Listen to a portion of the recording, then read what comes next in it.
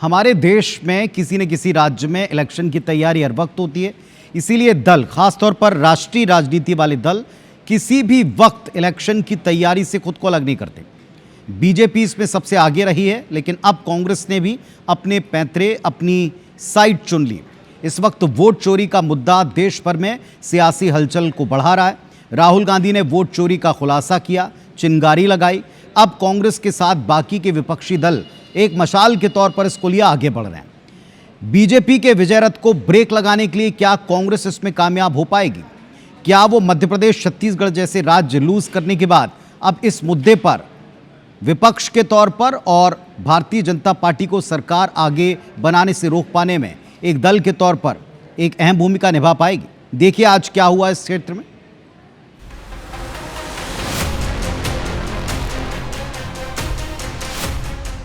मध्य प्रदेश और छत्तीसगढ़ में मिली करारी हार के बाद कांग्रेस वोट चोरी के मुद्दे को संजीवनी की तरह देख रही है। कांग्रेस इस मुद्दे पर बीजेपी को हर तरफ से घेरने में जुटी है। मध्य प्रदेश कांग्रेस ने प्रेस कॉन्फ्रेंस कर बीजेपी पर 16 लाख वोटों की हेराफेरी, 27 सीटों पर वोटिंग लिस्ट में गड़बड़ी के गंभीर आरोप लगाए। तो छत्तीसगढ़ में कांग्रेस ने बीजेपी विधायकों राजेश मूणत और संपत अग्रवाल पर दोहरे मतदाता पंजीकरण का आरोप लगाया। एफआईआर दर्ज करने के साथ साथ विधायकी रद्द करने की भी मांग की। अब ऐसी कई सीटें मध्य प्रदेश के अंदर, उदाहरण के लिए मैंने 25-26 सीटें निकाली। चुनाव आयोग संवैधानिक जो उसकी ड्यूटी है उससे भाग रहा है। छत्तीसगढ़ में भारतीय जनता पार्टी की सरकार है और सरकार के दो तत्कालिक विधायक, जो एक प्रोमिनेंट लीडर होता है पार्टी का, उनके ही नहीं, उनके पूरे परिवार का नाम दो जगह है, दो विधानसभा में है, इपिक नंबर के साथ, अलग अलग इपिक नंबर के साथ में।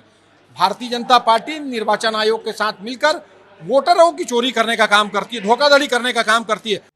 कांग्रेस के आरोपों पर बीजेपी ने तीखा पलटवार किया और कांग्रेस को पूर्व पीएम नेहरू की याद दिलाई।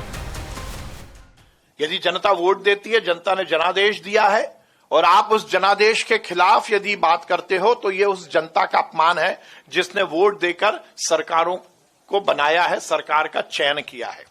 हमारा स्पष्ट मानना है कि कांग्रेस की ये रोंटाई की राजनीति, कांग्रेस की ये झूठ और फरेब की राजनीति, इसी का परिणाम है कि राहुल गांधी और कांग्रेस लगातार इस देश में अपनी जमीन खोती आ रही है।